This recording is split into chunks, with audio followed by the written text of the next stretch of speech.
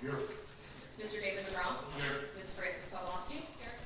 And Ms. Megan Edwards. All right, to start, we have the approval of minutes. Line item A, May 28th, 2024 regular meeting. Any comments or questions about that? Yes. Mr. Chairman, if there are no other comments by my colleagues, I'd like to go ahead and move to approve the meeting minutes for May 28th, 2024, and also June 12th, 2024. I will second that. All right, Madam Clerk, you have to do two separate approvals? No, since the motion and the second cover both, we can just do a roll call and then the vote was in. Okay, let's vote. Mr. Thad Mosley, Yes. Mr. Gary Paytown, Yes. Mr. David McGraw, Yes. Ms. Frances Pawlowski. Yes. All right, by your votes, those minutes are approved. Courtesy for the visitors. We are going to be discussing this. You're more than welcome to come up now, or you can wait for the discussion. So, anybody want to come up now? Okay, we're gonna wait? Yep. All right, downtown Cape, which I feel like we haven't done that in a long time. Why is that? We've not, that was also part of our, little bit of a freak out we have in our population of our agenda, so they do not have anything for this meeting unless you have otherwise. No. Old business. Gary? Mr. Chairman, if I may, I just have a question for staff. I'm just curious. I believe we approved an incentive for the retail development at, along 6th Avenue North, roughly at First Street. What's the status of that project? Appears that nothing has been done in quite some time. I'm wondering if they're going to ultimately use the incentive or. Sure, so we've reached out. They did not ever seek out to us for reimbursement on that. And we had a meeting about a week and a half ago, just on some other topics regarding that property. So I don't know that they'll end up using that incentive. They never did seek out reimbursement for that. So at this time, unfortunately, that's really the only update we have is they ended up not going forward with the paint and repairs. That's unfortunate. Yeah. It needs some help. That's all. Any other old business? New business? Oh, no, wait, staff updates. Yeah, we just had a couple of quick updates for you guys, and I believe Heather, you got a PowerPoint, correct? So just from our end, the City of Jacksonville is conducting some repairs on the pier. So if you guys see equipment heading that way or anything like that, it's not us, it's not that, it's COJ. Where you come up onto the pier, those center boards, the sand has gotten underneath the pier and it's shifted and it's made those uneven, so it's a tripping hazard. We don't have their schedule yet. We don't know exactly when they're going to start. They anticipate what they told us the work would take like 7 to 10 days is what they were estimating it would be. Again, until they really get in there, we just don't know how long it's going to take. And at this time, we have told them that they cannot use our area because we are also subsequent to that. We met with the contractors that Parks and Rec had a continuing services contract for concrete and pavers. We met with them, went over the scope of the pier project with them for that entryway piece, and so they are working up some numbers for us now. So as soon as we get those, we'll bring those back to you guys. We are also waiting still on the final plans for the Passive Park, and again, once we have those with CHW, we got their purchase order number, so they should be able to get us invoiced and get those to us soon. And then Heather, do you have anything you want to add before I pull up your PowerPoint? No, Director Barron said he has an update for us. Okay. Mr. Barron?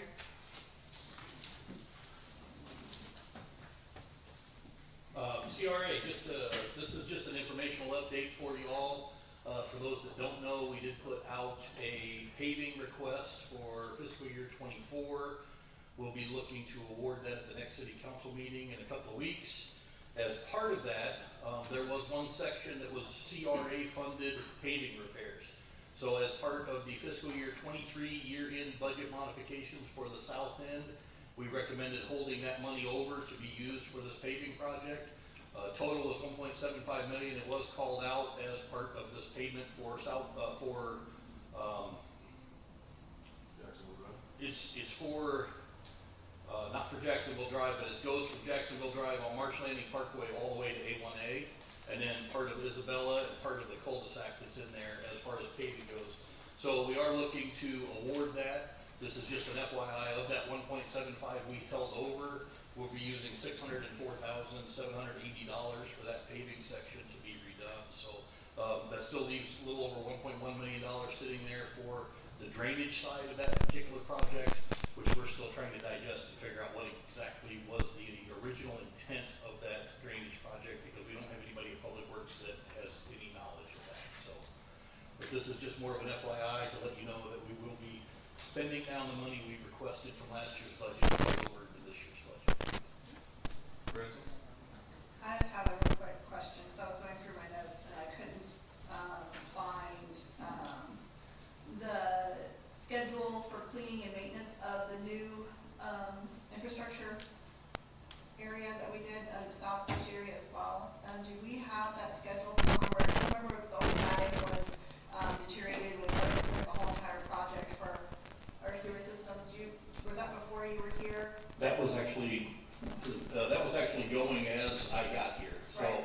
they were So- installing all those, the concrete box culverts to go down and around the corner. So is there any, if you haven't seen it, can you add it to like the list of things I know we keep asking you for, to see if you can find where that maintenance is? Because I was driving by some of the areas that we had recently done the past 10 years, and they're already starting to be overgrown, so I'd like to know what the maintenance plan was for those, because I thought when we decided to do the replacement of them, part of the stipulation was maintenance of.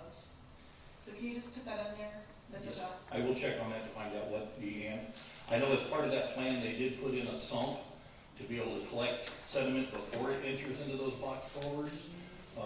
So I'm there not was sure some what kind the of key status schedule of to those them are. or something like that. I just asked because, you know, I would like to make sure we have enough money to do it, because I thought it was part of the original plan, but I didn't see it when I looked at the stuff I was going through, so. Okay, yes ma'am. Gary? Just to further on that a little bit, it just kind of reminded me that some of that stormwater drainage goes into an open area directly behind Staples. And that area in there needs to be cleaned out, because that continues to flow underneath JTB over to those box culverts. And I think somebody just needs to take a look at that, Dennis, and see whether or not some cleanup needs, because there's a lot of debris and overgrowth inside that open drainage area. So the open drainage area you're talking about does belong to that development, it's not part of ours. And our stuff actually bypasses that under JTB from the north side of that complex. So it doesn't actually flow through there, because That just collects all their parking lot stuff and goes into that basin, I believe. But I'll double check into that. that's the big, there's a drainage pond. See the west of it, a little bit larger drainage pond, and I think that's where all of the, that development drainage goes. This is just an open, there's a pipe that leads into it. It's open for about 20, 30 feet, maybe a little bit more than that, and then it goes under JTB. And when we were looking at the plans, some couple of years ago, when you were doing that work on that large culvert, I understood that that's where that water was coming from, but you may want to take a look at that. It's just, thank you. Ed? Real briefly, I spent some time in Sunshine Park last week. We still have significant subsidence, as my colleague has noted, around storm drains in the park and on the parkway, South Beach Parkway. And Okay. I'm sure it's been talked about before, but I just want to make sure it's. The ones on South Beach Parkway would be ours, the ones inside the park should be the parks.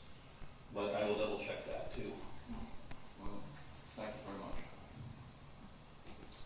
Any other questions? All right, thank you very much. We will now, Ms. Ireland will kind of quickly go through just a brief presentation on a couple of things she wants to bring up to the agency. Yeah, thank you, Taylor. Just kind of a few like off topics, if you will, that kind of have come up internally that we wanted to just put in front of you guys for thought down the road perhaps, or as they relate to another project. So I'll go through them quickly since we have a pretty big agenda and a lot of folks here that want to speak. But first thing is the trees in Latham Plaza. As we're getting closer to getting the engineering plans done for this park, we've kind of gone back and forth with half every time we meet with them, like to tree or not to tree, as far as what's there now. And so I kind of just wanted to get an idea from the board what the sentiment with the trees are. We haven't said one way or another, keep them in the design or take them out, especially the ones right in the middle, since they are very costly to relocate, remove, what have you. There's ways we can do it. So I just kind of wanted to put that on your radar, that it's something we're still undecided about as far as it goes with the design for Latham Plaza. So be curious to hear your thoughts. We can always discuss it when we get to the engineering part. And like I said, we pulled half just to kind of ignore them for now, and that we would circle back to that because we didn't want to make any big decisions on these since they were planted a very long time ago and they're very large and very expensive. An expense that the CRA made 18 years ago when we redid this space. So that's just something I wanted you guys to think about. If anyone has any comments, I can take them now, or we can kind of wait till the end. Mr. Chairman, I'll let you decide. Do you want me to go through every topic, or you want to pause between each one? I would pause. Okay. I am under the impression that we're not going to the route of having anything other than palm trees for shade. That's where we have that discussion because of the location and the elements. And then I think we also have the discussion on keeping them because they're substantial and at least they're not brand new sprouted trees. Right. I think that's where we had discussion, but we hadn't voted anything. So you're basically asking us to come up with our own opinion of what we'd like to do, Right. and if we can work around where they are and not move them at all. Yes, if there's a I would love to get, if there's a preference not for to you move guys. them and keep as many trees as possible, because in Florida, the more shade the better, and even if they're these itty bitty teeny, well, I'd love to go out to one, shows you how much shade you get from them. Yeah, and keep in mind, we will be adding a lot more trees as well, so those would be, if these remain, in addition to. I would keep them as is, it keeps expense down, plus they're already substantial, and I hate tearing things down. Getting head nods and thumbs up from pretty much everybody. Okay. Peter? I would just ask that as we look at this, that we consider the health of the trees. Once they get to be very tall, chances are that their life isn't all that much longer. I've had that happen in our community where the trees are so tall that they're not providing anything, even shade. It's just, so I would just ask that we look at it and we really take a good hard look and see how healthy the tree. I'm sorry. What's the life expectancy of a palm tree? I don't know off the top of my head. Yeah, it depends on the species, yeah. I mean, I just assume trees were trees and they live forever. Not taken care of. I didn't mean to argue, but I also didn't know. Megan, let's take the next one. Yeah, I think the whole point of this was to be used by the community every day, and if there's not shade, nobody's gonna use it. And what's the benefit of removing them? I don't see what, I agree with Francis completely. Yeah, and the reason I ask is because the original kind of design 2.0 or 2.0 didn't show them remaining, but we had never made a decision one way or the other. So we'll pass this along to half and just kind of leave it open for now, but with the intent that the CRA would prefer to save them if possible. If they're healthy. If they're healthy, correct. I don't want to disrupt any innovative ideas, so if they have to take two out, that should be okay. Sure. But if there's no other reason, might as well keep them. Okay, the next thing I wanted to bring to you guys, and this has just come up a lot of different ways as far as the functionality of First Street. Some of you may remember this is what it looked like in 2011. It was just a normal street with curb and gutter and no parking on either side. This is what it looked like after it was redone. So this was 2015. I pulled this up because there were a lot of cars parked on the street, so I wanted to show that this is how the parking. And if you can see, this car right here is pretty much parked on the sidewalk, so super thoughtful for pedestrians there. But it's difficult. The original plans, I think the intent was to allow some, I think it called it, what did it call it, Taylor, like preferred parking or priority parking or something where if you could sneak your car in, you'd be right in front of where you want to be. But it ended up being kind of a mess, as you've known, and signs had to be erected everywhere. They all say something different. And so as we're looking at maybe some opportunities to improve First Street, one of the things that came to mind was do we want to continue to allow parking on First Street? Because the reality is, from the pavilion to Spring Hill, it's maybe 20 cars at most that can park, and if you're on the west side of the road, you can't park without being on the sidewalk. So we had an internal meeting with Public Works and the police department and CRA staff to kind of go over like what could be done as an alternative as far as streetscape, hardscape, landscape, what have you, to discourage parking, because it does, I mean, y'all have ridden your bikes down here before, it's very confusing, it's, in my opinion, dangerous. I'm sorry, I neglected to include that the fire marshal was in on that discussion as well. And so, yeah, we invite Steve Sharp at literally every meeting we have. He just comes to everything. So our thoughts were to, find out some ways that we can kind of maybe solve two problems in one. Eliminate some of the haphazard parking, eliminate some of the sign clutter, and basically make it so you can't park. And also provide some amenities. So this is from Toledo, Ohio, and you see they have the curbless street like we do, and stuff right up to it. So I think there's some opportunity there. As far as internally, when we met, everyone was pretty much on board with moving forward with something. But we obviously wanted, the CRA to weigh in if this is something you think you want us to start investigating a little bit more. One of the thoughts we had was some of these spaces might be, one thing we're lacking downtown is ADA parking in really great locations. So they're not convenient as they are now, but in some of these areas, we might actually be able to make it ADA parking only, which I think would be a benefit for everybody, but eliminate the just regular parking. So anyway, I'm really curious to know where the CRA feels about this topic, and if it's something that you want staff to proceed with and investigate a little bit further to find some solutions. Our police department's been very, very, very negative about that whole layout since shortly after it was done or shortly before it was done. And they have good reason to be. Visibility is awful. It's tough on cyclists, tough on pedestrians, tough on people trying to park. So I don't know what the right answer is, but it definitely needs to be cleaned up and simplified, for sure. And again, the police have very strong opinions about it, and there's right reason to be. Try cycling or walking through there and stuff. Thank you. Megan? I agree from a safety point of view. If there's cars parked there and there's cars going both ways, where do pedestrians go? So I think there's really nowhere, there's not a lot of room, and I think what you showed in Toledo makes a ton of sense. I mean, I don't think there's parking very close, and the parking that's completely directly to the left, there's ADA parking there, right? Yeah, I think there's a spot.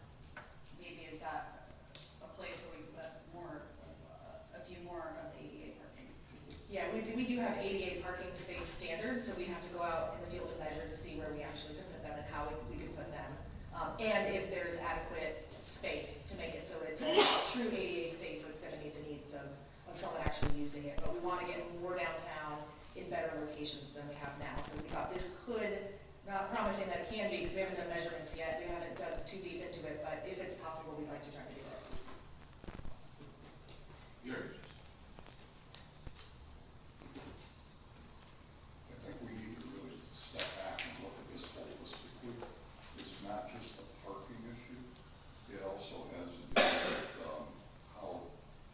how deliveries are made to the different businesses along there.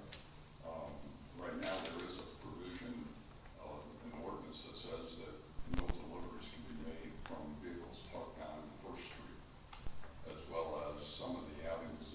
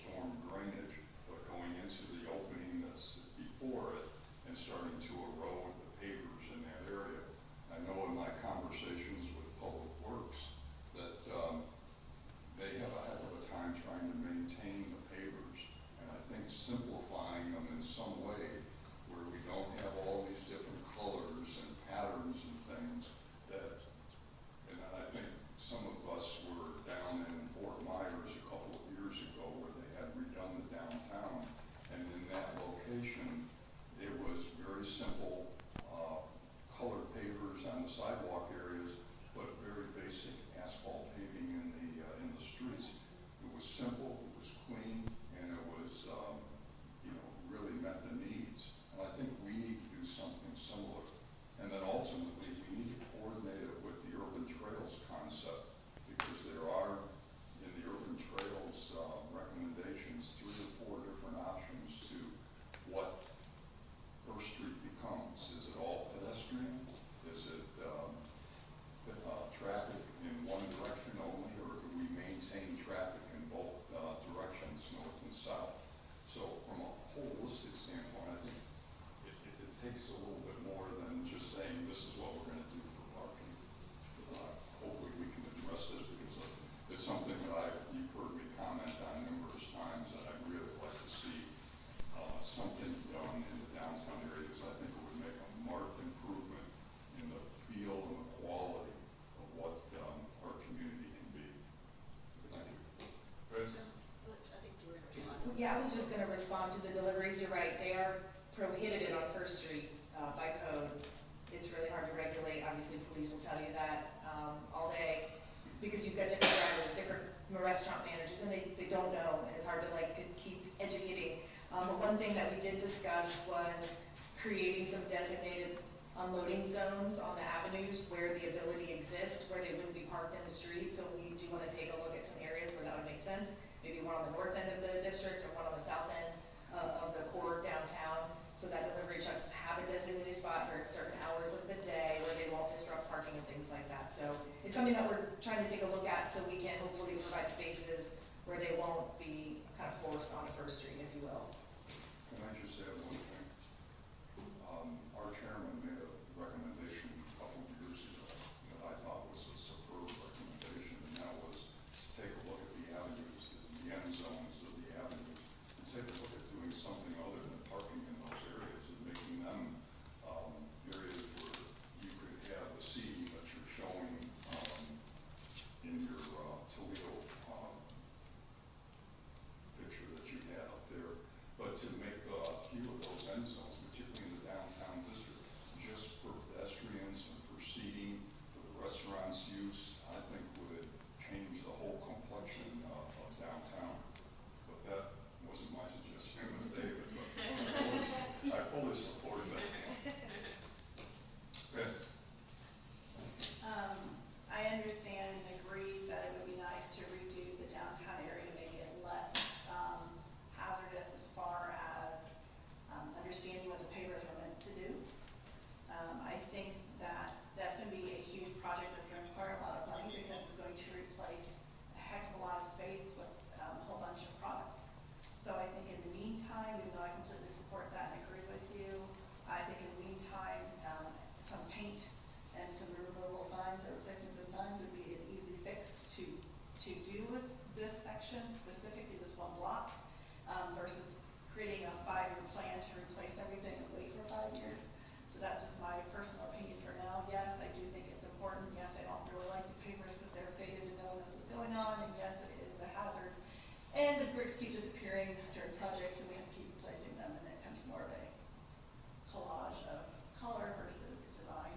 So beside that, I do agree, but I think that's going to be a much farther down the line project. And so in the meantime, I would be for support of you guys finding solutions that are relatively cheap, a couple cans of paint and some sign replacements. Yeah, and to be clear, our strategy here, our thought process was not to be redoing all the pavers at this point in time. Please keep in mind, we don't have direction yet from City Council on if they want to one-way this, when this is going to be, the segment of the urban trail that we tackle. So that's still on the horizon, but we don't have a timeline. So our thought was, maybe a few more trash cans, maybe some more flower planters, seeding perhaps, things like that. Maybe even some art that would just basically be in the way of anyone trying to park there, and would kind of create that buffer for pedestrians to hopefully feel a little bit more safe when they're walking along the sidewalks. And you can ask Public Works Director how he feels about pavers. Yes. I don't think you need to. Just briefly, Third Avenue North was a pedestrian-only street end. It was the scene of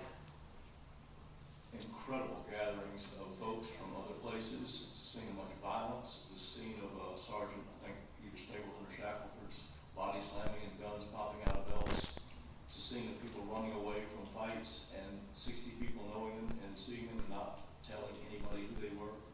That 3rd Avenue North was a disaster. Now, I can't say it was because of the design, but it was designed for no parking, and that's what we got. It was awful. Thank you. In general, my thoughts are, I would like to see a bigger idea than just ADA parking.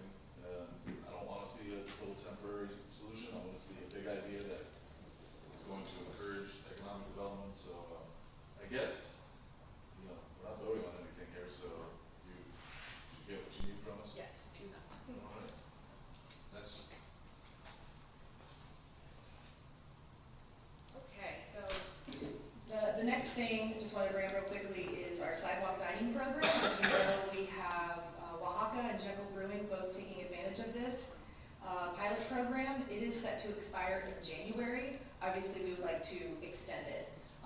That's something that we will take to council to ask them to extend it into future years or maybe make it permanent. But one of the things we wanted to look at is, does it make sense to do this on other streets? So we looked at downtown and looked at what's there now and what do we know is coming to a location downtown to see where something like this would make sense to expand it. So I'll start with 2nd Avenue North. This is where Habibi's was, and this is going to be a new mixed-use building with a restaurant that's going to be kind of on the corner of 2nd and 1st. So we thought this would be a good location to at least offer this as an opportunity, whether they take advantage of it or not. None of the rest of this space could do it, but we thought this would be a good location. The next is 4th Avenue North. Potentially Oku Sushi is right here, or a future tenant if they move to a bigger location someday. And also the gallery, should that ever become some type of restaurant, which we've heard may happen down the road. We thought that that would be an appropriate location for that as well. And then also 5th Avenue North.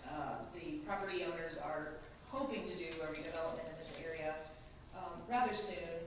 That would include a restaurant. So we thought that this is a good opportunity as well to expand that program. And then also there's an existing restaurant right here that could potentially take advantage of that. Obviously all within the confines of the program that we've developed. We haven't observed any issues with the program as it exists now. So we're really just looking to continue it and potentially expand it. And really just wanted to get the CRA's thoughts on moving this further into the downtown. Francis. I'm for it. Nick. For those areas, if we want to grow that and require this, because I think aesthetically we want that, so are we able to, we're just giving them the option, but not the requirement? Are we able to require that they do that, right? Because if we give them the option, I think it's a really nice, unique thing, and will make it look cohesive, it's in different areas, it makes it feel more walkable, right? It's cool. And so if given the option, if they have the option, it may not really do what we're trying to get. I do. Yeah, no, I understand that. And I currently, I think it's, from my perspective, an incentive for them to have this because we're allowing them to use city right of way under some, parameters, of course, for expanding their outdoor seating that they don't have to provide extra parking for. And they can, have more visibility, like, hey, we're open, look, there's people outside, we have tables and chairs. So it really is more of an incentive than anything else. I think that most businesses, if had the opportunity, would take advantage of this. I don't think that we would need to make it a requirement because we worked really closely with Jekyll and Oaxaca on how it was gonna look and how it was gonna work. And it's working great, like I said. So I don't know that I would wanna require it necessarily because there's other things involved too. That we wouldn't make, Gary. Heather, I would just encourage you to take a look at the avenues, end zone avenues also. If we're looking at the avenues between 1st and 2nd Street, why not look at the end zones also? There may be some places that makes sense. I'm not sure off the top of my head, but I would just encourage us to look at it. Let's look on the bars right now. Yeah. To Taylor's point, she doesn't have her mic on, but this program is just for restaurants, not bars. And with the yellow squares that I identified are just locations that potentially in the future could, like you see, I don't have one in front of Mango's, that's a bar, so they don't qualify. So the street ends are kind of the same. Right now at least 3rd has as bars flanking it, so we wouldn't wanna do it in that location. But if we do designate a corridor, it would be from Third to the street end for any eligible, restaurant. We wouldn't just pick and choose locations. Yeah, we would do the whole corridor for whoever would be eligible to participate. Thank you. Chris? That was actually what I was going to verify is the bars, but if I remember right, there was a certain percentage of sales that went to food versus alcohol for that classification. Can you refresh me on what that is? Sure, so the state alcohol license, if you wanna sell full liquor, it's a 4 COP special restaurant license, and you have to do the 51% sales of non-alcoholic beverages and food. So if they were qualified under that, then they would qualify for this. I am always in favor of this, so I say go for it. There's one more thing I want to say about that. If we are going to do this, and let's say tenant moves out who happens to be bar that's underneath, and they sell less food than alcohol, we need to come up with a solution to how to utilize or remove said outdoor seating if they go from being a restaurant to a bar. It's built, It's built into their application, so because it is city right of way, there's a lot of parameters that come with that, with us and actually with the state and their licensure. So the business goes away, that goes away, and anyone moving in would have to reapply, and if it's a bar, they don't qualify. Roger that. Thank you for your input on that. I think this is my last, maybe second last. And this might, I really just kind of want to get this in your head. I don't think we need to discuss it today because I think this is more appropriate for a workshop topic. Councilman Mesa asked at our joint meeting, what are we doing with this vacant CRA lot? And our response was, what do you want us to do with the vacant CRA lot? We've got new direction from council on it, so I just wanted to put this in your head and prepare to maybe talk about this at a future workshop and kind of workshop this. And where are we going with this property that was purchased for something that's not currently being used for? So really, this is just kind of a placeholder for you guys to think about this, and perhaps in September we can workshop this particular property. Can I suggest an idea? Would love to hear your idea. I've always thought it would be really great if there was a lot that food trucks you can pull up, and there'll just be 6 food trucks and a bunch of picnic tables where people can walk to. Okay. And that's cheap, and we don't have to spend anything, and we can always turn it into something like that. Because really the only thing we've identified for this site for the very short term is some temporary art installations, perhaps. We haven't been able to get to that yet, so. lots of discussions about this. Think about it. We'll circle back to this, because I think it's a bigger discussion than just for this meeting, and that's what it looks like. So, I mean, it's not necessarily unsightly, it's being mowed, but there could be something right there. Okay, I think this is my last one for real. This last fiscal year, when we made some tweaks to our facade beautification grant program, we did a little bit more with like dumpster enclosures and wanted to encourage, we kind of switched things up a little bit to focus on different areas. As we're going through our land development code, looking at different sections to update, one of the things that we got talking about internally, unrelated to the CRA, was just all the non-conforming signs that are in the city, which are these pole signs. I actually went and found all the non-conforming pole signs on this side of 3rd Street in the district. And some of them have been there for a really long time, and they don't go away because they can't replace them like this. So they tend to linger around probably longer than we want them to. We've been talking about maybe doing some type of amortization schedule to remove non-conforming signs from the city, because it's been in our code for a very long time, yet a lot of signs still remain. So I wanted to put this in front of the CRA to see if this is something, and mind you, these are all of them, not on the west side of 3rd Street, because that's not in the district. But what the CRA's thoughts are with incorporating this into our beautification. They can already get signed for, I think it was just wall signs, or was it both, as part of the facade grant. If this was something the CRA would even be interested in kind of looking at or making available more specifically to businesses in the district, but specifically on 3rd Street. I couldn't find any that were not on 3rd Street. And I drove down the street looking for signs. So it's just something to think about. I don't need any answers right now, but as we're looking for ways to beautify the downtown district, this is just one way I see. It's kind of honestly low-hanging fruit. The signs are expensive sometimes, so it's a lot of reason why businesses don't replace them and they leave them there. I think that Starbucks sign has been like 5 different businesses over the years, so it's been able to remain. Gary? Heather, would there be a possibility of doing something like an incentive for those signs, and, you know, that were put up long before the sign code came about? Could we think about doing an incentive to help them maybe move towards redoing their signs so that we get a little more consistency with our sign code?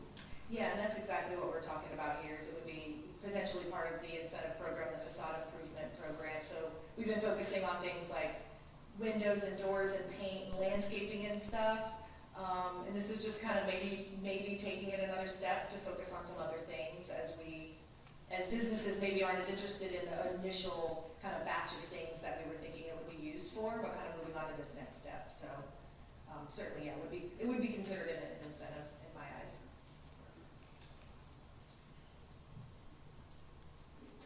Yep. All right, thank you very much. And then I think the last thing, for real, this is the last It's one. fine, there's like 6 more. No. Okay, so we've been working with the art committee on starting to talk about ideas for the pier entryway. And you guys remember, these are in the original plans. I don't recall that anyone said they liked either one of these, quite frankly. But these were, again, they were just placeholders. These weren't things that the plans were saying, put this here or put that there. Well, It was voted on, it was a surfboard. it was a surfboard. I didn't like the surfboard, so I remember. I recall the sentiment was they nobody liked really either one of these. Well, that was There's- council who said that, but. Yeah, there's issues with the chair and I wanted safety. the chair, the chair to safety, so everyone voted on the surfboard, and it was a stupid purple surfboard. Well, we have now Sorry. put it in the hands of our art committee to start talking about and thinking about what we want that to look like. And, you know, we have these original drawings in our plans of just kind of these static sculptures. But one of the things the art committee was kind of batting back and forth was more of an entryway. And so I just pulled examples of other cities. That's a literal entryway. I love this one. It's got little surfboards. But just to kind of see where you guys have an opinion on that, Frances does. She's already got her light on. So that we can kind of help better direct the art committee as they move forward with this project. I think that was the last one. Sorry. Francis? This was talked about for a lot of reasons. We were told, because we wanted, the CRA, 11 years ago, wanted, I don't know how long it's been forever, they wanted to do that kind of over thing. And we were told that since the city of Jacksonville's property, we couldn't do that, even though we were trying to do it on city of Jacksonville Beach property to do it at the foot of the pier versus the pier itself. So are you saying not to do it by where it looks like a prison with the gate there, but you're talking about more putting it towards on our property where we're gonna put the surfboard hypothetically Yes, on that part? on the boardwalk somewhere. And I know that the mayor at the time was wanting to be able to see it from Kernan, you see this grand scheme thing, but then that's why they didn't like to have the surfboard on the side, because you couldn't see it when you turned the corner. So I'm fine with that, I just make sure that we are doing it with the city, because I thought we had to squash it because of the city. I mean, obviously, if we can't put it on the pier because the city won't let us, then we will not do that. Put it on the boardwalk or closer to the parking lot. Obviously, we can't obstruct that travel lane of the boardwalk for emergency vehicles. Just know that that was why we stopped trying to do an over the thing, to make that prison cell look better. We did that, you're right. All right, ready for new business? Item A, adopt fiscal year 2025 annual budgets. I believe we have our CFO, Ms. Ashley Gossett, in attendance. If you want to come up to address the agency on the budget, you guys were provided the worksheet and all the figures in advance, and Ms. Gossett's memo, as well as the resolution for adoption. Good afternoon, Ashley Gossett, CFO. I actually do not have a presentation on this item. The expense budget is exactly the same as was presented in the May 24th meeting. The only change to the numbers are the revenue estimates are a little bit higher now that we've received the DR 420 from the property appraiser. And if you have any questions, I can answer them.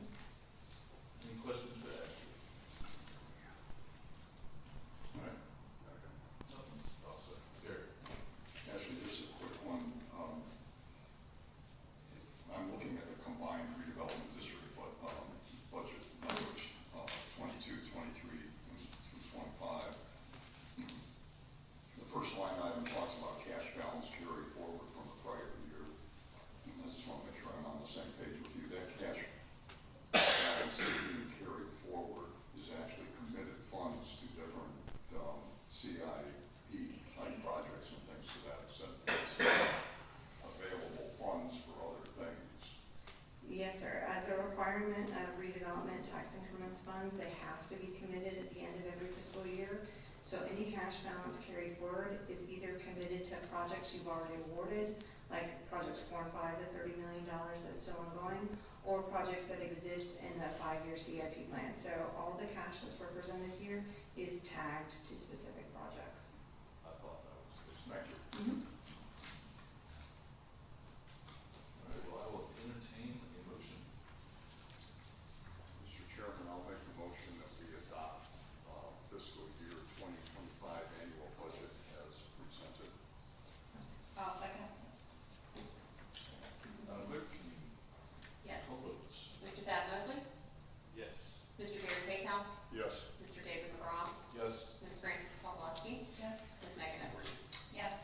And by your vote, we approve this motion. Mr. Chair, may I add something to new business real quick? Yes. Before we move on to the next section, because I know we have a lot of speakers. A few weeks ago, the mayor and yourself asked about the ability for CRA to pay for, we were calling them security grants, to supplement some of the security measures that businesses downtown have to take. We said we'd get with legal and make a determination whether or not that's something that CRA or Cape Dollars can pay for. And the answer was yes. So we just wanted to pass that information along yet. If the CRA still wants us to proceed moving on with that potential program, then we'll move on to the next step of getting with the police department and other city departments to kind of work out the details of that and bring something back to you guys at a later date, if that's okay with everyone. Anyone not in favor of it? Francis? I just want to confirm the meeting we would be saying to have and be coming up with ideas and things that we could potentially use to offer to businesses in the area from, not just crowd control, right? It would be a variety of different things. It could be, obviously, we need to sit down with the police department and determine what the need actually is, and then come up with the costs associated with that, and then we can kind of figure out to what extent do we want to offer that, just like with our facade program. We've got to set some parameters, but we need to know what the need is first, and kind of, once we get the green light from the CRA, we can work out all those details and then bring back a proposed program to you guys for discussion and consideration. Because I just want to make sure that it's a variety of things, because, I'm in the area, so if I'm it's a business building versus like a, resident building versus like a bar versus like a restaurant, all of those will have different things. So if we do it, I just think if we're gonna do it for the whole group, it should be for every business type in the area, even the doctor's offices and what have you. So if you're gonna do that, then I just make sure we're not just doing one demographic of safety. I think right now the intent will be to, again, look at what the need is and offer some alternative solutions and kind of lay it out in, layers or tiers, if you will, maybe starting with priorities and working our way down. Beth?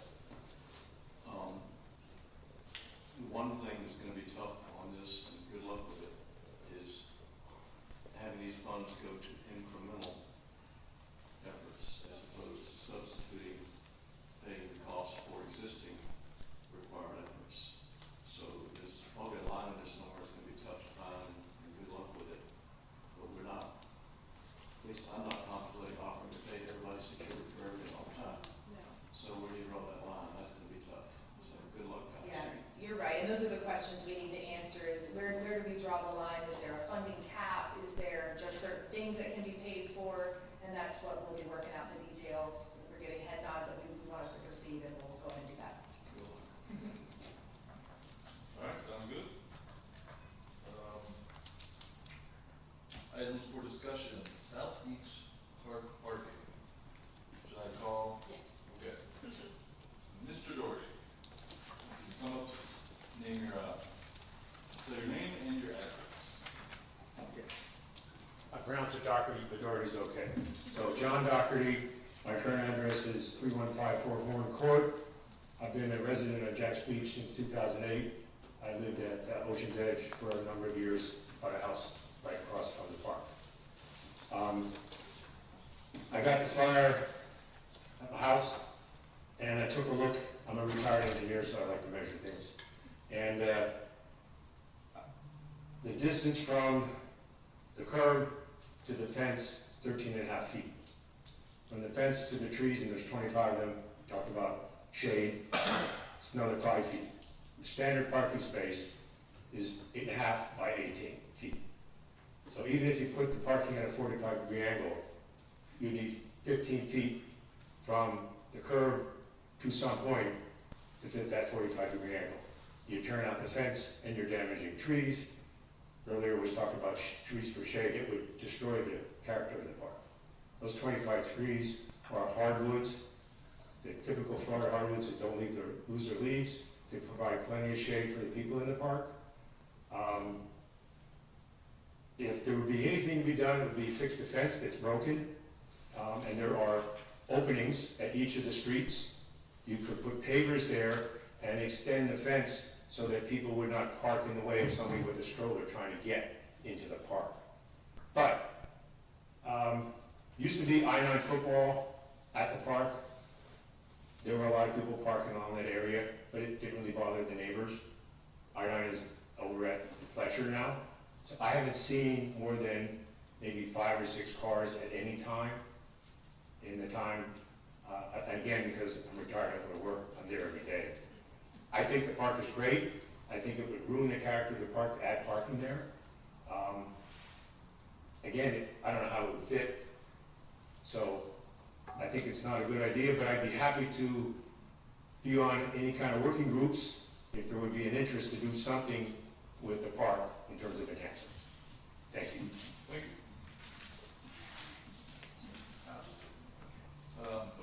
Mr. Wooters? Thank you very much. It's Bruce Flowers. Appreciate all your hard work with this whole group. I live at 126 12th Avenue South, Jacksonville Beach, Florida. I've been here since 1994.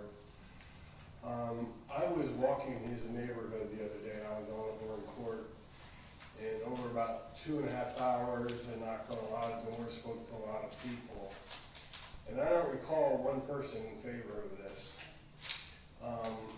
I think a lot of people too are caught off guard by it, like we've been caught off guard by other projects.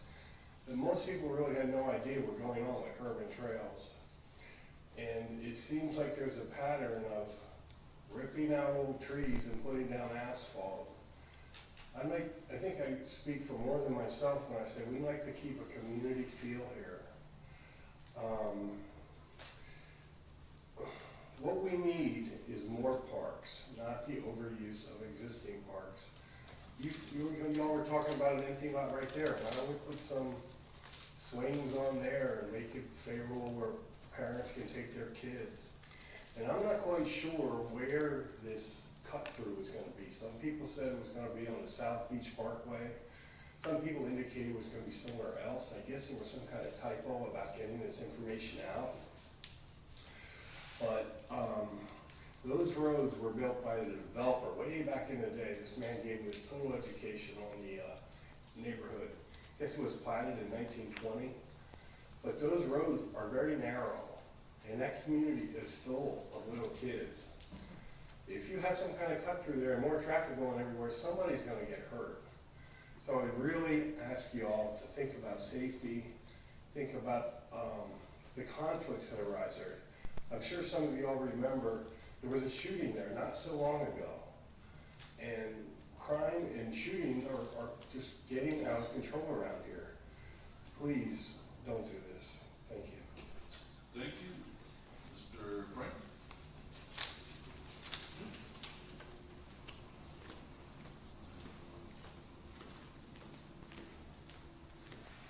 Good afternoon. My name is Larry Frank. I live at 3148 Colleen Court, Jacksonville Beach. I want to reiterate all the hard work that you guys do. We really appreciate that. But I too, like everybody else in the neighborhood, is totally against this for a number of reasons. I'm not going to reiterate everything because I'm sure you already heard from the last meeting. But I do want to say there are no sidewalks in our neighborhood at all. None. I have my 2 granddaughters who are 3.5 and 6 months old here. And it's challenging to walk them just 50 yards to the park. And then the other thing is, let's talk about the 51 spaces. That's 51 cars, but how often do they turn over? If it turns over 3 times, that's 150 cars coming into our neighborhood that weren't there before. So those are the points I wanted to make. Thank you for your time, appreciate it, and good luck. Thank you. Mr. Park?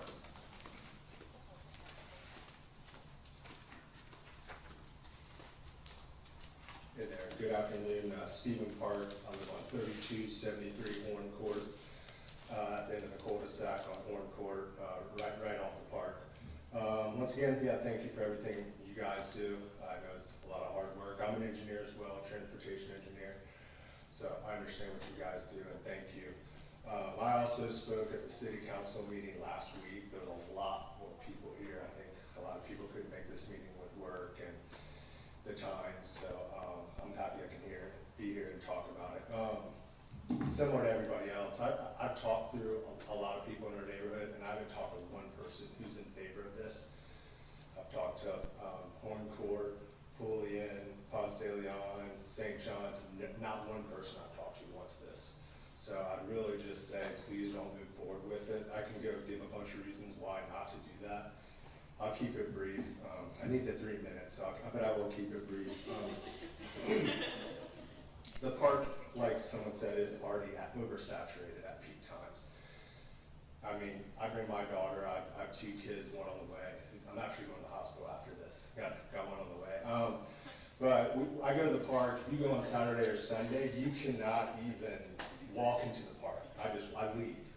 So why add more parking for people that can't fit in the park? You know, so I would highly suggest not adding these parking spots.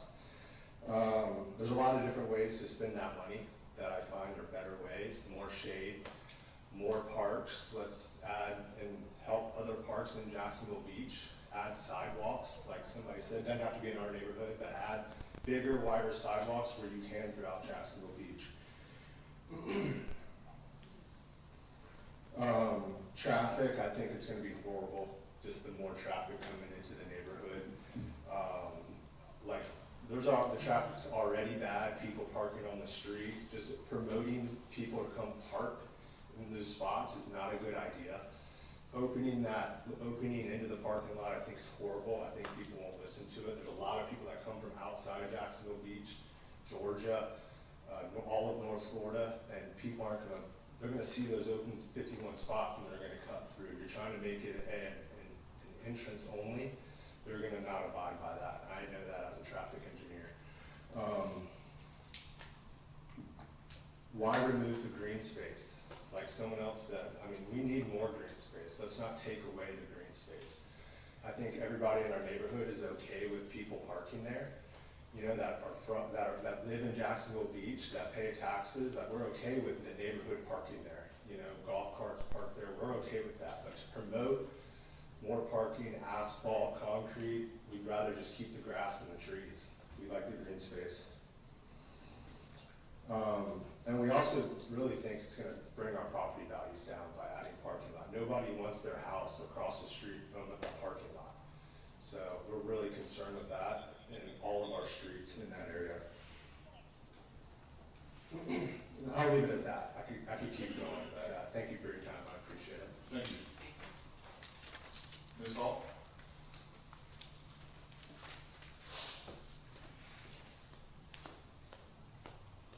Hi, Kathy Hall, 1639 6th Street South. Actually, I want to talk to you about something else, but I will add on to the idea of the park here. I was one of the people that helped to build that park.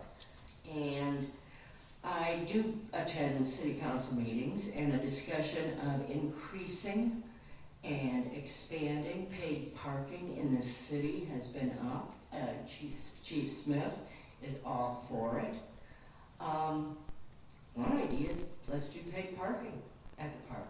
That way, my tax dollar that pays for that park and pays for parks and recreation services and personnel gets used by Jacksonville Beach people. Other people have to pay to use that park. So, what I really wanted to come here today was to talk about this sign on 3rd and Beach, okay? Y'all deal with a huge, broad spectrum of things, some very large issues, some very big projects, but you also deal with a plethora of minutia, as far as I can figure out. okay? And nowhere have I seen any issue with this sign that has not worked for at least a year and a half. It is on 3rd and Beach, people that come to the beach seat immediately. It has not been working. It's an eyesore the way it is. It could be used as a safety deterrent, you know? It could be used as just a message from the city, be kind, be respectful. It could be used to announce meetings, to get more resident involvement. It could be used to direct people, you know, and announce events that are coming. And I can't believe with the huge amount of money that you people deal with in your budget that you can't come up with $150,000, $200,000 to get that sign working. Thank you. Thank you. Mrs. Butt? Hey there. I am Angela Budd. It's 3116 St. John's Boulevard, Jacksonville Beach, obviously. And I wanted to speak in opposition of the parking proposal. St. John's Boulevard didn't get any of the flyers, which I found interesting. It says only the immediately impacted people, which were the side streets, but St. John's Boulevard will obviously have the most traffic impact for those parking spots because people will come down St. John's to get to those spots. But again, I will echo what everyone said. Our entire neighborhood is against this. I also haven't spoken to one person that's in favor of it, so maybe asking us before putting the proposal out would be good. But I have 2 little ones. I have a 3-year-old and a 5-year-old, and we're on St. John's Boulevard where people miss that turn off to go to the back of the park constantly and have to come down to the cul-de-sac, and they whiz back by to like make their turn. So we deal with flying cars down our street constantly going to those spots as it is. If you add permanent parking, I just can't even imagine. Like, I'm terrified for my kids to play outside right now as it is. I've already lodged a complaint with the police department, with the traffic sergeant. People go down our street so fast, it's scary. For as small as the street is and as small of a community road as it should feel, it doesn't feel like that. It feels like a racetrack sometimes between the delivery drivers and the people going to the park. It's very concerning.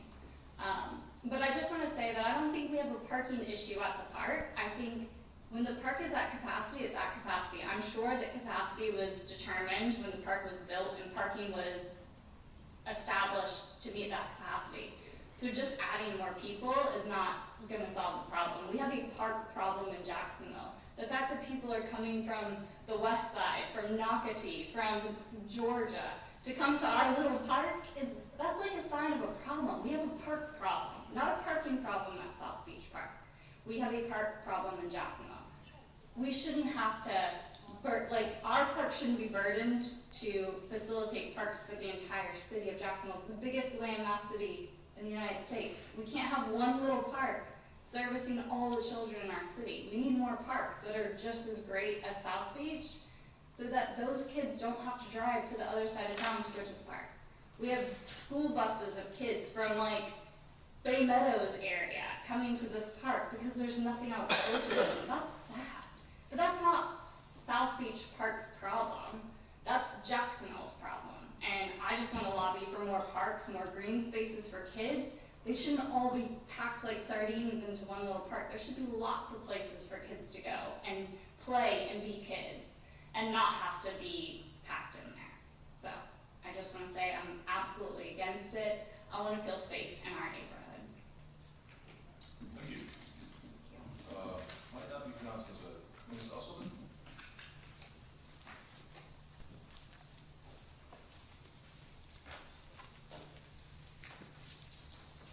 Yes, my name is Deborah Usselman. I live at 3148 St. John's Boulevard.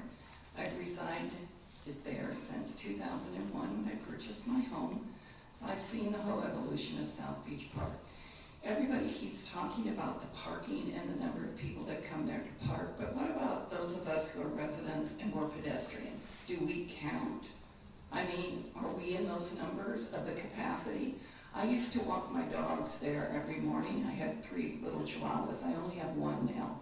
And I never take him to the park anymore because of all of the population that's there. It's extremely difficult.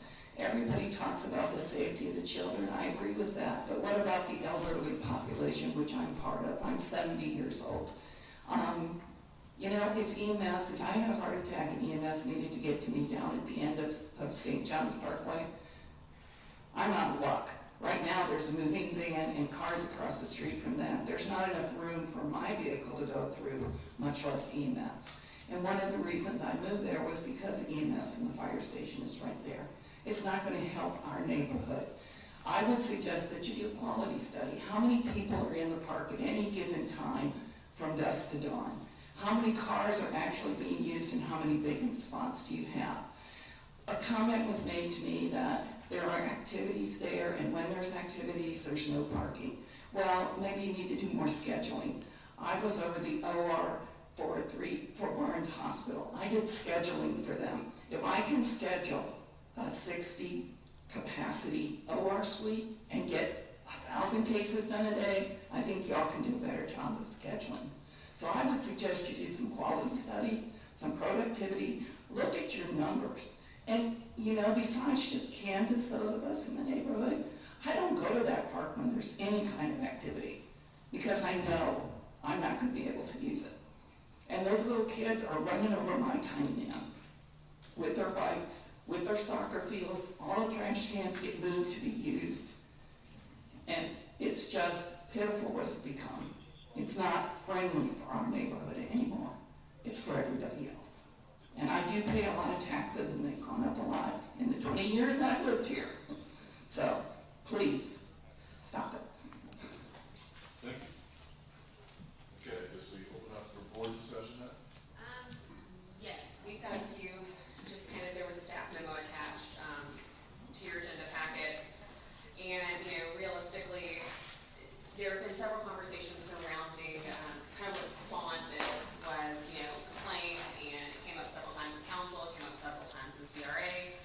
And so one of the things staff kind of wanted to try this time, council has been working with communications manager on different communication strategies, and at what point in processes do those communications go out. And so the few folks that did set up meetings and came in and talked with us, you know, one gentleman asked us, okay, so, you know, what about this and what about that? And we actually had a really good dialogue where we let him know, you know, we got an idea together, and rather than wasting the resources of hiring engineers and architects and all these, you know, and staff time and all these additional personnel that would have to be involved to truly get these engineering drawings, we started with this kind of phase one approach of, okay, here's an idea, we want to solicit neighborhood response. That communication was set to kind of also be phased, so starting right there with ones that face it, and then slowly after those kind of expanded out. Obviously, this was a very hot topic, rightfully so. Staff heard the comments loud and clear, as I think council did as well. And so staff, you know, are seeking guidance from the agency on how to proceed in light of the feedback received, but also, you know, we fully support that this needs to obviously pivot in a very different direction after hearing from the residents. And that's kind of where staff has gotten to on this. And so we're seeking your feedback on kind of what do you want to see us do next. Here. Mr. Chairman, I'm going to take a moment and try to put this in perspective, I think. I'm the person who brought this initially, I believe, to the CRA as an issue.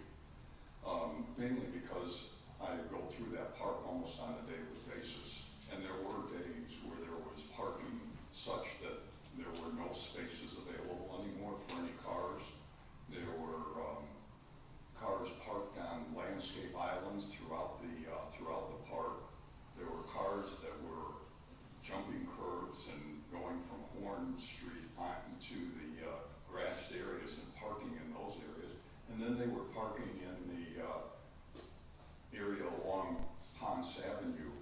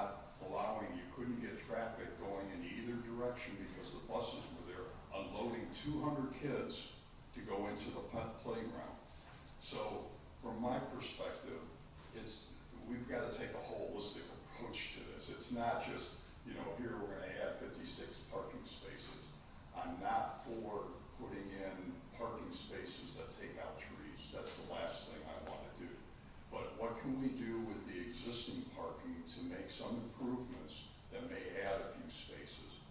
We need to go back and take a look at, well, who are the users of this park?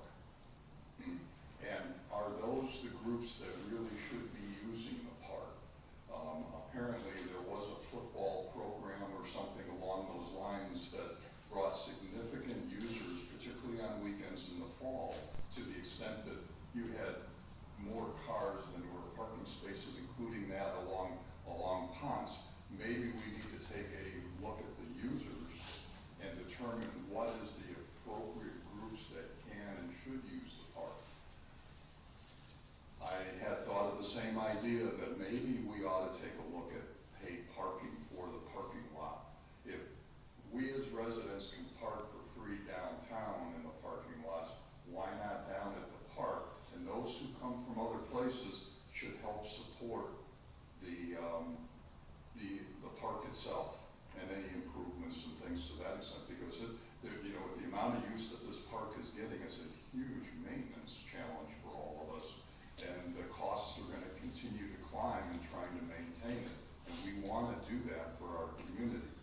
But it's going to take a look, it's going to require us to take a real holistic approach to finding a solution that works for the neighbors down there. I don't live directly there, I live across the street in Ocean Cay. I don't quite see it to the extent that you do on a daily basis, but I have an appreciation for it, and I want to make sure that we do this right. But I think we need to think about how we're going to deal with it, because it's gotten tough down there. More enforcement may be part of the answer too, is making sure. And what happens when the parking lot is full? What is the program at that point? Is there something that we need to do that closes the park at that point?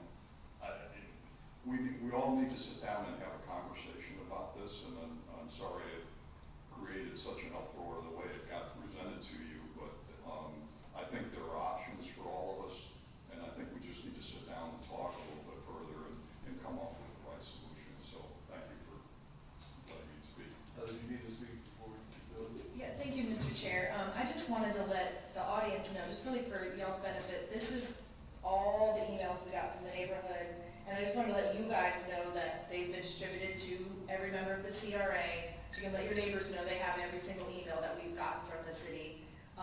And then I wanted to address Ms. Hall's comment about the sign. We know it's busted, it's been busted. The technology is old, and we actually have a meeting next Monday to talk about the path forward to get that fixed. So fingers crossed we can update, because it's not just the sign, it's actually the technology that runs the sign that is so outdated we can't even use it. So stay tuned, that's hopefully coming soon. Are you the other sign too that we're talking about? Is over there that broke too? Yes, that's Is it on that list? on the list, yeah.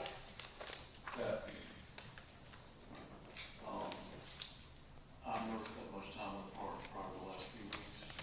Tuesday morning, the parking lot filled up while I was there at 10:20. Sunday afternoon, it was completely full. The only area of the park that does not seem to be utilized this time, I mean, almost fully utilized at almost any time, is the sports field. Funny enough, I saw a few folks doing sprint exercise on one side of it, but I haven't seen anyone using the sports field. It's a huge chunk of property. Just to say, the other thing is almost all the speakers have talked about how dangerous the streets are. Given the setbacks in the yards, I don't think sidewalks are a realistic possibility in that neighborhood. They would be right in people's front doors. However, I happen to live in a neighborhood that actually banned on-street parking many years ago on Ocean Drive. The concern was emergency vehicle access. Ocean Drive and many of the streets, or avenues I should say, radiating to the west of it are no parking. They were not originally no parking. That was actually done in consultation with the citizens, by the city of Jacksonville Beach, because of the emergency vehicle issue. Just saying, it's something to think about, controlling the parking that exists on the streets, because I've heard over a dozen people say that when cars are on both sides, it's not safe to even walk down the street or cycle down the street, forgetting where the cars may be coming from. So I just put that out there to think about. The other thing is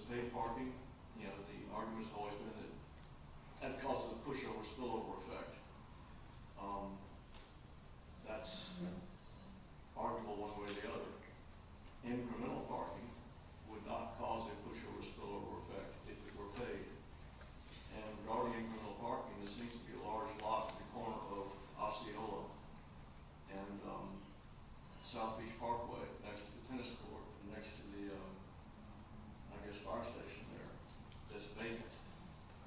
I'm gonna make the assumption that Jacksonville Beach probably owns that.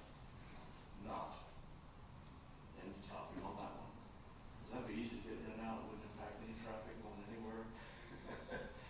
Okay, the last thing, speaking of the civility issue and the behavior issue in the park, if we can't control the numbers there, then we can do one thing, we can put attendants there. Those attendants could be anywhere on the continuum between park attendants or some quasi-police presence.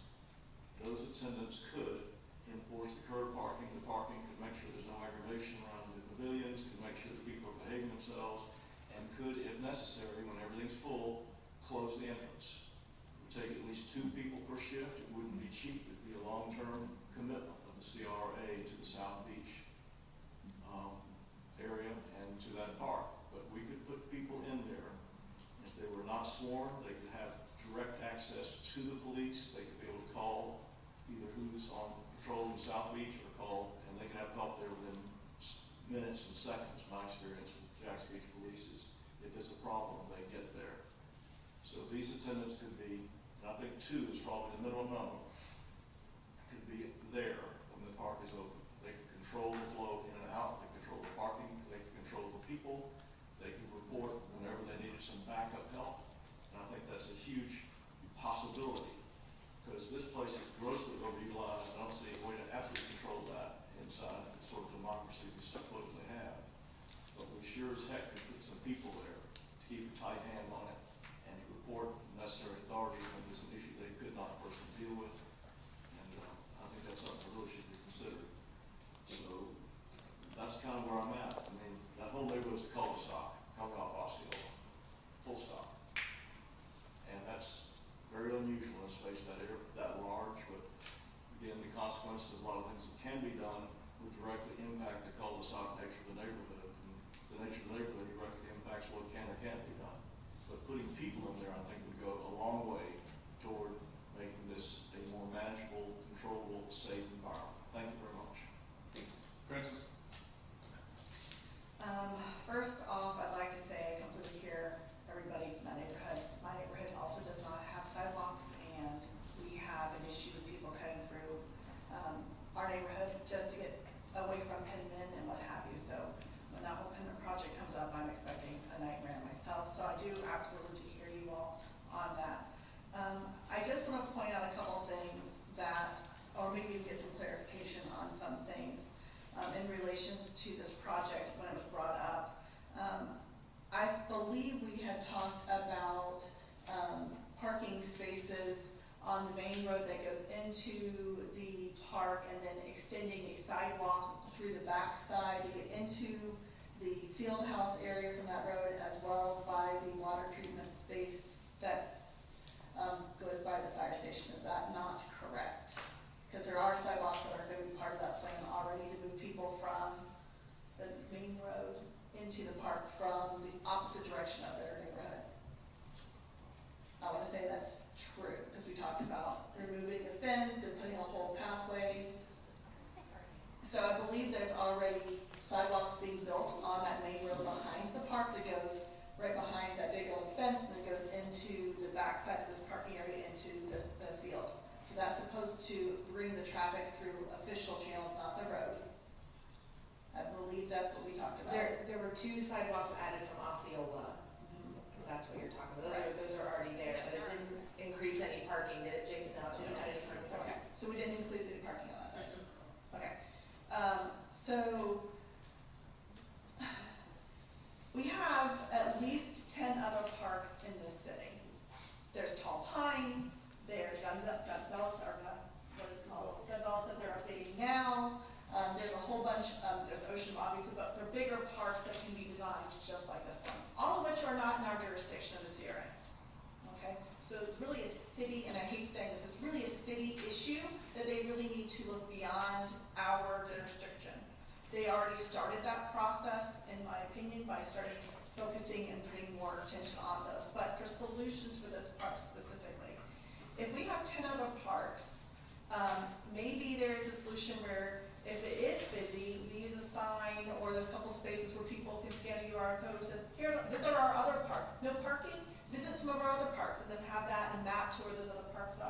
Because when we have our urban trails, it's gonna make this park even busier if no one knows where the other ones are, because all the locals will be using the urban trails. Or they'll be parking, other visitors will park other places and ride their bikes to this park. So I think we really need to focus what we can do in our district to say, hey, glad you're here, go somewhere else in Jack's Beach. As bad as that sounds, that's the only thing we as in our jurisdiction can do. So maybe we should look at some signage that's easy to access for people in cars, where they can scan it and see where they can go if there's no parking. And maybe we can then direct the conversation to what's available in those parks so people can scan and see what's in them. Maybe it's part of our marketing thing with our guy who does a little marketing and gets some nice mirror pictures and maybe some funding in that way. So that's a solution there. I don't think that adding parking is necessarily going to be a solution. I think it's going to exacerbate it. I think directing people to it is going to be away from it for a equally fun park or other experience would be a solution. I also don't know if paid parking is going to deter people, because we have to have someone who monitors that, and right now I don't know necessarily how that's done. But the other thing that I was thinking about is, you know, as much as we talk about regulating people who use the park and who don't use the park, and technically the city of Jacksonville has a system out there that everyone should know about, that they go reserve a pavilion at the 8,000 parks in the city. Who actually knows about that unless you're doing it yourself? I mean, people show up for birthdays expecting to get a pavilion and they actually reserve it. So then it calls, you know, the police department to get that done. So I think maybe signage on our part for that would be a good thing too. I never say, you know, do you want to reserve this space? Call this number. Maybe some signages are the best way that we can kind of bring that to other people's attention, to redirect traffic without saying, hey, we don't want you here, or hey, you know, there's no parking for you. That's just my instant of listening to you all's conversations, is if we can find ways to deal with that. I know you have, I think we'll talk about that before we go to my next one. Go ahead. Just that regarding the pavilions, I do know that Parks has done, they've got signs up on all those pavilions down there, as well as in the Parks building itself. And so they have a QR code so you can scan it, takes you directly to where you're able to reserve those. So at least regarding the pavilions, Parks I feel like does a really good job of regulating that and kind of keeping that in order as best as they realistically can keep that in order. That's good. That is true. There's QR codes at every single one of those where you can scan it and So if we had something like that, that was in the parking area, where it was like, hey, there's no parking, go visit these other 9 parks, and maybe have pictures where they can click and they see the park, like, oh, this place has a tire swing, let's go there. That might expand some of that exposure. But then some of the other things that were said, other than the sidewalks and stuff, I mean, the urban trail is going to be going through that space. So when, and I didn't look at this before I came, so I apologize, I'm going to pull on your guys' memory. I know it's going to go down the main drag and then come to the park from the Hassel Park we're creating near Jacksonville Drive down the street.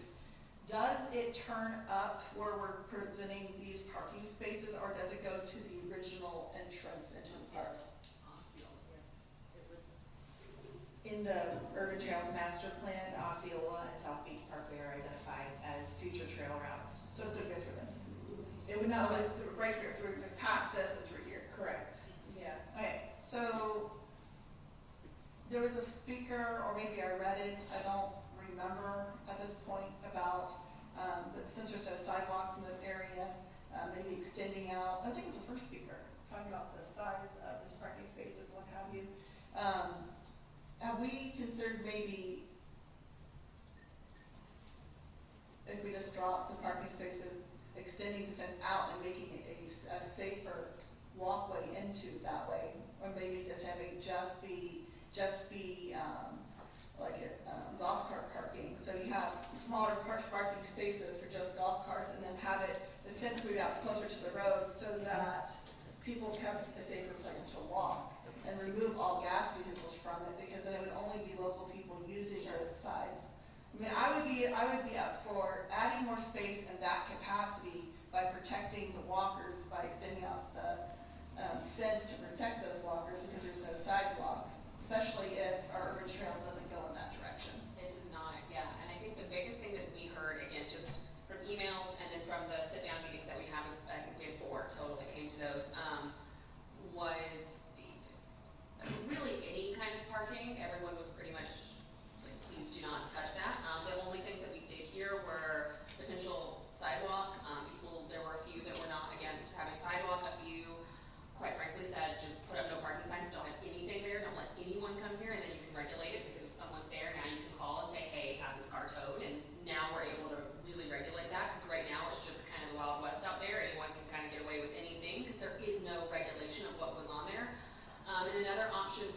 to kind of scooch the fence back, have a sidewalk on one side, and then adding bicycle racks.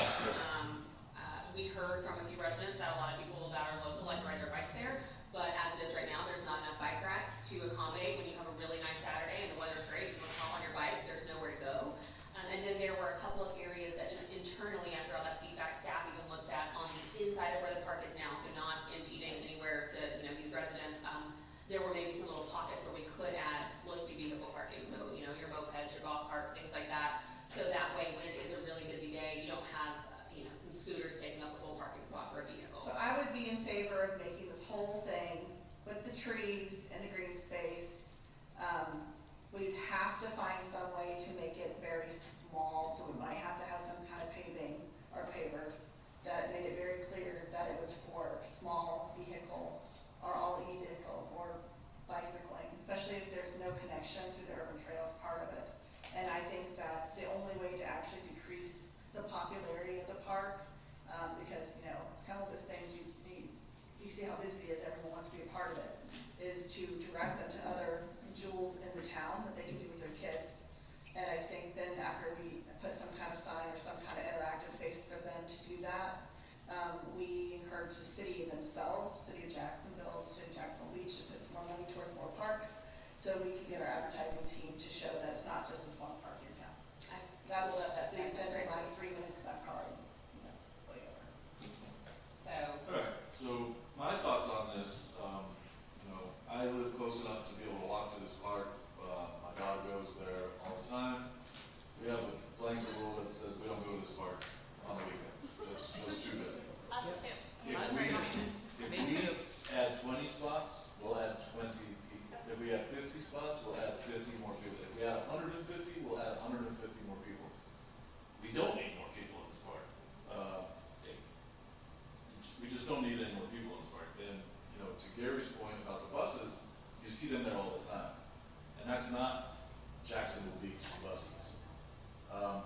I initially thought of paid parking as well. It would be an instant solver of this, but that doesn't stop a bus from dropping off 50 kids.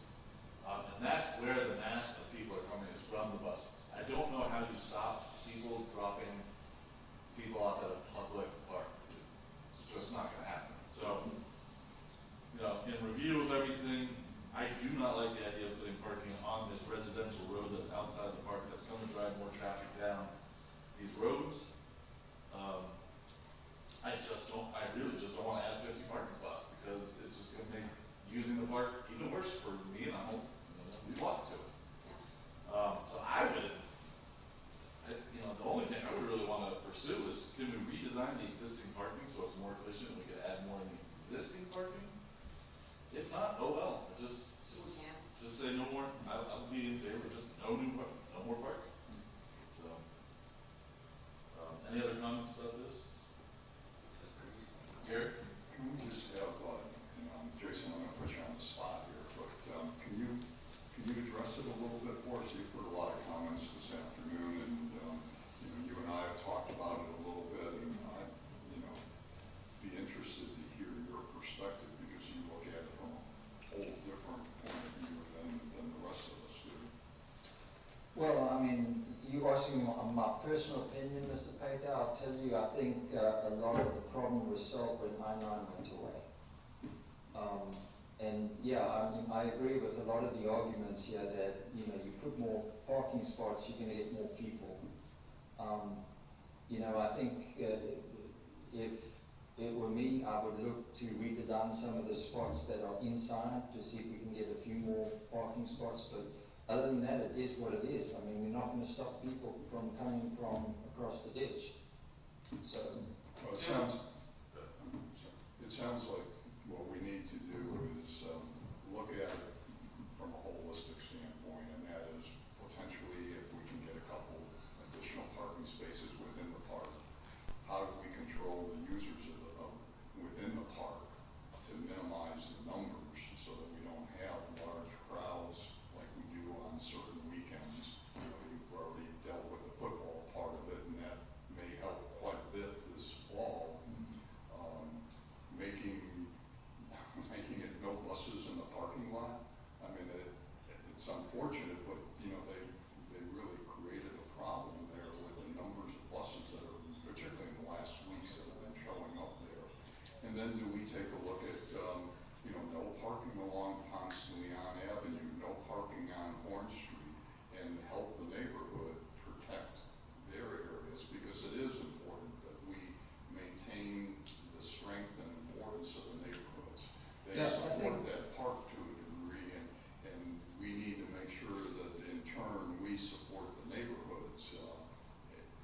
Well, if I may, Mr. Peter, I think what I've heard here is we need to take a step back and, like you say, do a holistic approach and look at it. Honestly, we haven't done a survey to see the need for parking since I-9 is gone. We've heard from the neighbours that they tell us since that's gone, that really hasn't been a problem, although there are some people that still park there when there's still parking available within the park. So it's not so much of a demand-supply problem, I don't think personally. I think our problem in the park is really the people that come in with buses and things like that. We don't offer any type of deal where you can rent the field or anything. It's on a first-come, first-served basis. I think the playground itself is so popular that it draws people from all over the county, really, and that's the issue on the parking. Francis?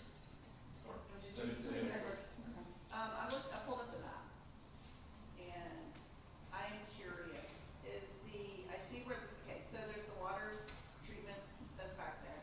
So I was actually going to ask Taylor if she could bring it up. Yeah. Can you bring up the map? Sure. So the only reason I'm asking this question is I don't know if there's the roundabout that's right there in the backside of the park near the sand volleyball areas. I'm wondering if that space could be utilized for e-parking, and if there's some way that we could design part of that section just for e-parking, because then that would be where people will be using everything, right, that whole corner there, I wonder if we could find a way to utilize that, because that could it would solve some, I don't know if we can have that space or not. So what? Here, Francis? The whole, so where those trees are, see how it goes on that part, and then it goes down, and there's that sidewalk there, and it goes to the side, that whole little section. I mean, that would be probably 10 golf carts. One of the interesting alternatives that one of the residents came up with, I think she's an engineer, was to, instead of make those slanted parkings, make them vertical. Right. And I think she said that by doing that, we could probably get between 8 to 10 additional parking spots. Because that's also where we have a sidewalk going, correct? The sidewalk, yes, is on the other side. east side of the parking. What's that blue building? I think that's a shed for public works. So a shed is probably really easy to move. Well, that's in their. That's the water line. We can't cut out. Go into the- That, to me, seemed like the logical. No, that's what I'm saying, inside the park though, right down below that, so if this whole thing is talking about, let's make more room for people to park, but we're also trying to protect the neighborhood, but we're also trying to, direct people elsewhere, but we're also trying to, I don't want that. all these different things. I mean, if you want it from local people, no one over the intercoastal is coming on a golf cart. Okay, no one is coming on a golf cart. So if you have spaces for golf carts, in a way you're freeing up some gas vehicle parking by having e-parking somewhere. You're taking it out of the neighborhood. I mean, that whole space right there, you can just develop that to be just e-parking. It's true.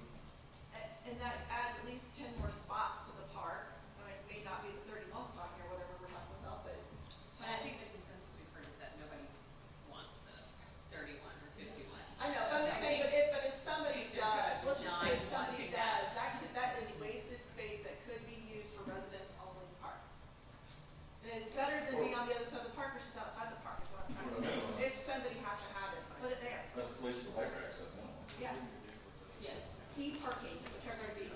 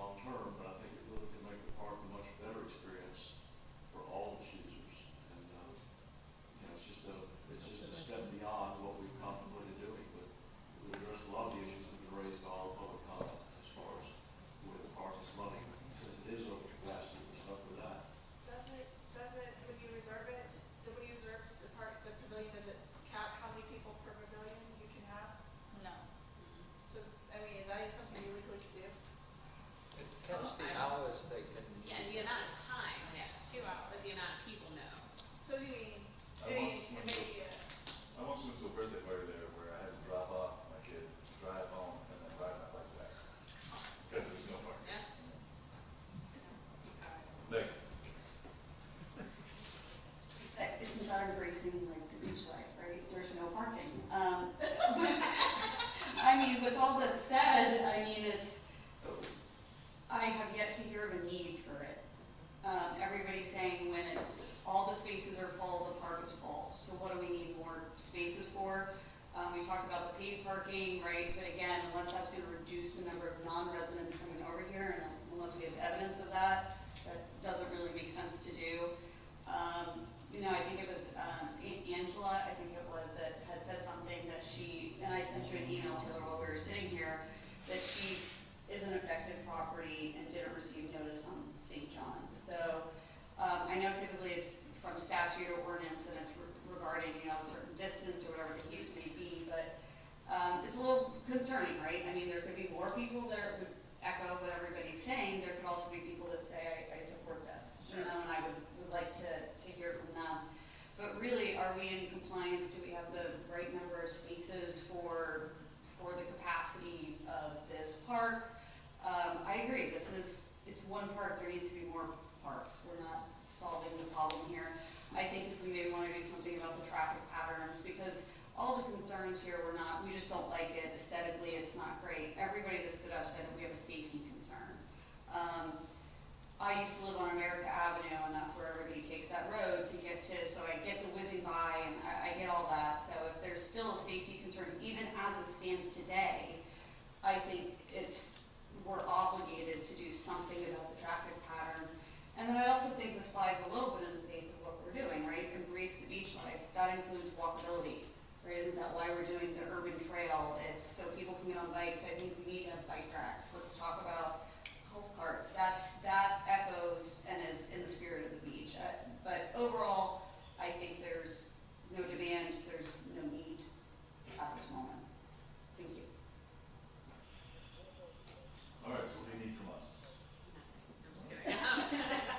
Nothing, no more, it's done. No, obviously, again, this is not going to happen the way that it was originally discussed, and so for everyone's concerns, unless City Council directs us otherwise, because ultimately they have a final say, but again, everyone heard that discussion at the meeting. There will be a massive pivot, and really at this point, I think what staff will need to do is sit down and kind of go over the options, say, okay, for example, option 1 is we do absolutely nothing, leave it as it is, don't touch anything, let it go, leave it alone. Option 2, we add some bike racks, and if there's an area to add golf cart parking, okay, we do that, but we still leave the other side, don't touch it. Or maybe it's we add the LSV parking for the low speed vehicles, add some bike racks, and maybe we post no parking signs. So that the people that live over there don't have to ever worry about parking, and if parking does end up there, they can then call and have someone's vehicle towed.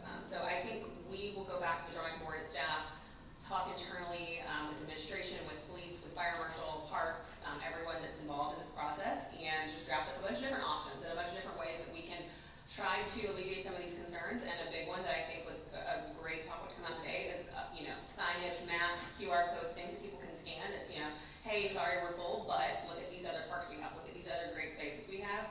And then we'll bring that back to you guys at some point over the next, several weeks, maybe the next month or two, and just kind of talk about some options. But I think at this point, the project as it was presented initially is, I think. So I like the idea of the signs and trying to redirect them to other parks. Yeah. I just don't think it's gonna work. This is popular because it's so close to JTV, it's easy to get to from outside the city. And to be honest, you guys really, it's a blessing and a curse, it's a double-edged sword, this part, because it's a CRA funded park, and those are a different pot of money than your general fund dollars, and CRA dollars have to be spent as an above and beyond way, per the Florida state statute.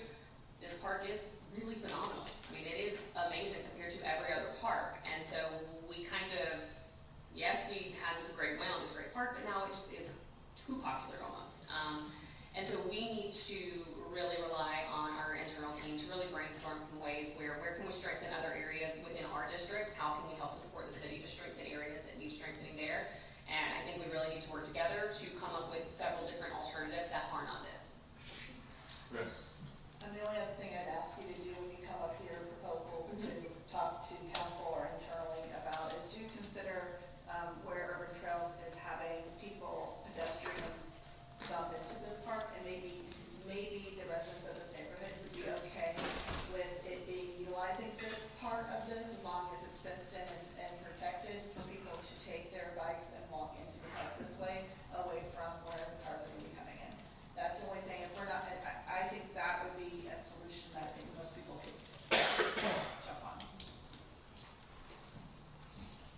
That's it.